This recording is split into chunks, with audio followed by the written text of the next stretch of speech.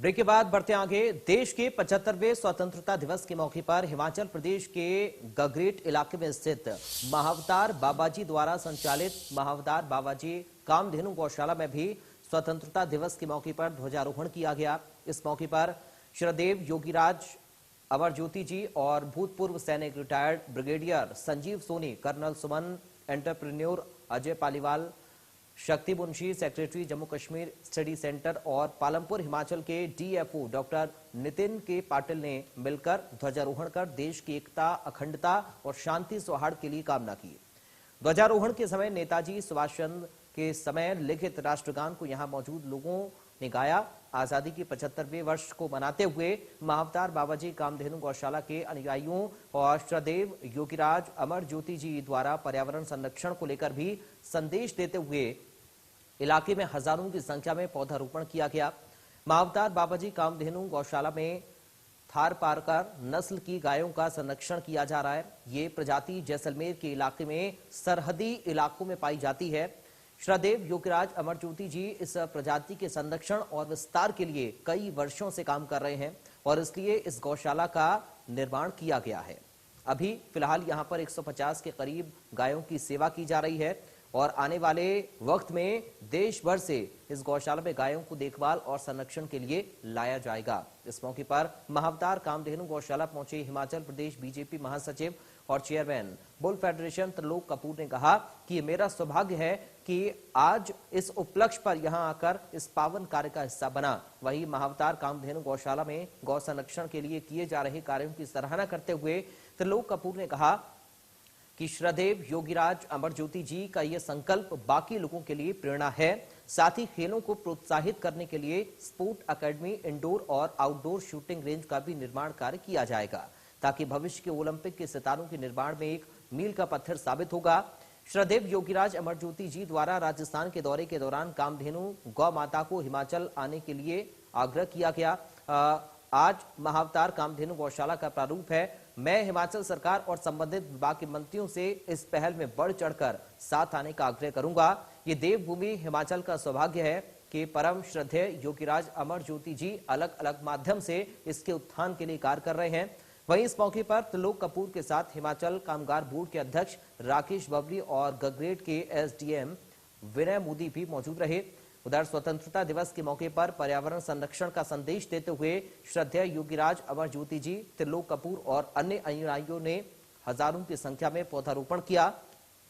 महाअवतार बाबाजी कामधेनु गौशाला की ओर से पौधारोपण करने वाले तमाम लोगों को प्रोत्साहन स्वरूप प्रमाण पत्र भी वितरित किए गए। इन प्रमाण पत्रों के माध्यम से मानवता के प्रति अपना धर्म सही से निभाने और पर्यावरण को सुरक्षित रखने का संदेश भी दिया गया।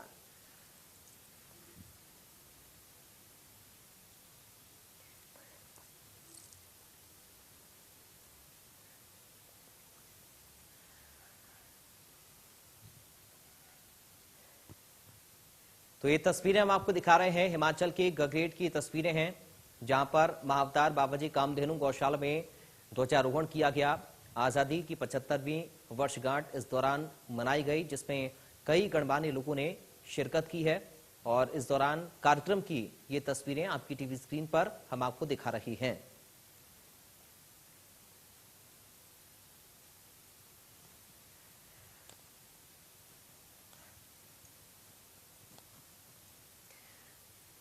तो इस कार्यक्रम में पर्यावरण को कैसे संरक्षित रखा जा सकता है इसका भी संदेश दिया गया, क्योंकि पर्यावरण हमारे जीवन का एक अहम हिस्सा है।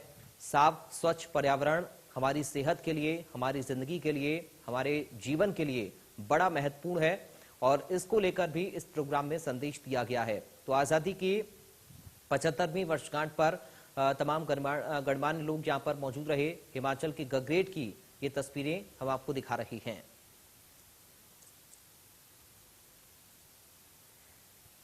तो महाअवतार बाबाजी कामधेनु गौशाला में यह ध्वजारोहण किया गया है और इस दौरान की तस्वीरें आप देखिए। जो लोग आपको तस्वीरों में नजर आ रहे हैं, इन लोगों को सम्मानित किया गया है। अपने क्षेत्र में उत्कृष्ट और बेहतरीन काम करने वाले लोगों का यहां पर सम्मान भी हुआ।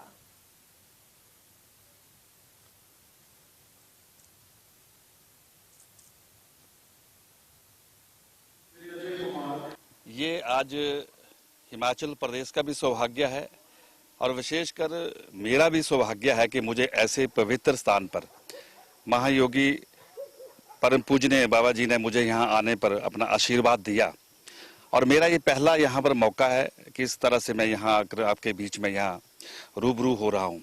लेकिन मैंने कभी कल्पना भी नहीं की थी, सुना जरूर था कि ऐसा हो। वहाँ पर पिछले दिनों जब हम पालनपुर में मिले थे और मेरी उत्सुकता थी कि मैं जरूर वहाँ जाऊँ। हालांकि 15 अगस्त के हमारे कई पॉलिटिकल कार्यक्रम थे, बावजूद हमने प्राथमिकता दी कि वहीं जाना है हमें और वहाँ पर जाकर जो स्वामी जी ने वहाँ प्रयास किए हैं, मैं सच में ही स्वामी जी का हिमाचल प्रदेश देवभूमि की समस्त जनता की ओर से आभार व्यक्त करना चाहता हूं कि इनके अथक प्रयासों से यहाँ पर एक बहुत बड़ी संभावना, एक बहुत बड़ी खोज आने वाले समय में जो हमारी युवा पीढ़ी उनके लिए यहाँ पर दी है।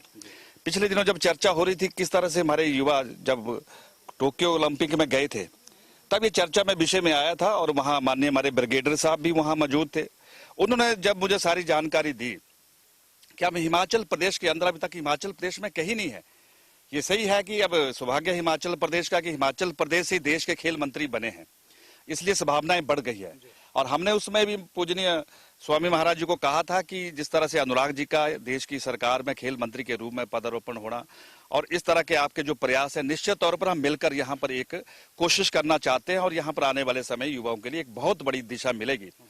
यहीं से नीरज चोपड़ा जैसे कई नौजवानों को मौका मिलेगा आगे बढ़ने का।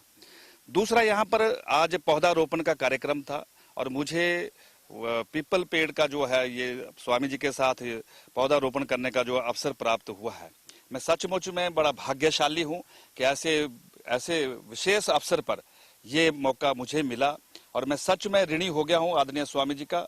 और मैं स्वामी जी के हर प्रयासों को बड़े बारीकी से देख रहा हूँ यहाँ पर कि जिस तरह से इन्होंने एक यहाँ पर एक संकल्प लिया है कि यहाँ पर जो संभावना है उसको कैसे हम तराशा जाए, उस दिशा में कैसे आगे बढ़कर काम करें।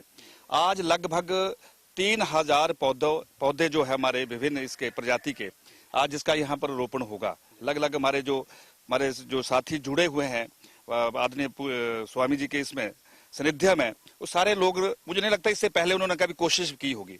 लेकिन एक ये प्रेरणा है, एक रास्ता है हम सबको एक रचनात्मक काम करने का। और उससे भी ज्यादा जो यहाँ पर आज मैंने गौ सदन में देखा कि किस तरह से हमारी कामधेनु जो गाय है, जो राजस्थान जैसलमेर से यहाँ आई है, इसके पीछे जो रहस्य अभी स्वामी जी ने जिक्र किया है कि ऐसे बहुत सी वहाँ गायें थी, लेकिन जब ये विषय आया कि हिमाचल प्रदेश में इस तरह का ये प्रयास हो, स्वामी जी ने वहां पर सीधा ही कहा कि जो हिमाचल मेरे साथ जैसे कोई मेरे साथ चलना चाहती है तो वो चले।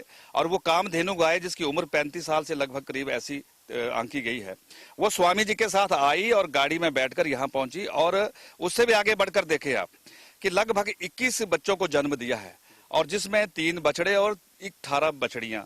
और आज भी मैं देख रहा हूँ कि शांत भाव के साथ, और ये मुझे लगता है कि मेरे प्रदेश के लोगों को भी इसकी जानकारी मिले। जिस तरीके से गौ सदन की यहाँ स्ट्रक्चरिंग देख रहा हूं मैं, ये वर्षों तक नहीं हिल सकता है। और जो हिमाचल प्रदेश इस दिशा में काम कर रही है, मैं निश्चित तौर पर आज मैंने ये मौके पर देखा है और मैं सरकार से और माननीय हमारे विभाग के सम्माननीय मंत्री जी, उनके अधिकारीगण, उनसे जरूर आग्रह करूंगा कि एक बार यहाँ का दौरा करें और इस तरह के प्रयास अन्य जगह पे हो। तो मुझे लगता है कि जो एक सरकार की कल्पना है गौ सेंचुरी के निर्माण के लिए, उस दिशा में वो सार्थक नजर भी आए। मैं सच में, मेरे साथ आज संयोगवश कामगार बोर्ड के हमारे सम्मानीय चेयरमैन हैं, जो हमारे हिमाचल किसान मोर्चा के अध्यक्ष भी है, डॉक्टर राकेश जी भी यहाँ आए हैं।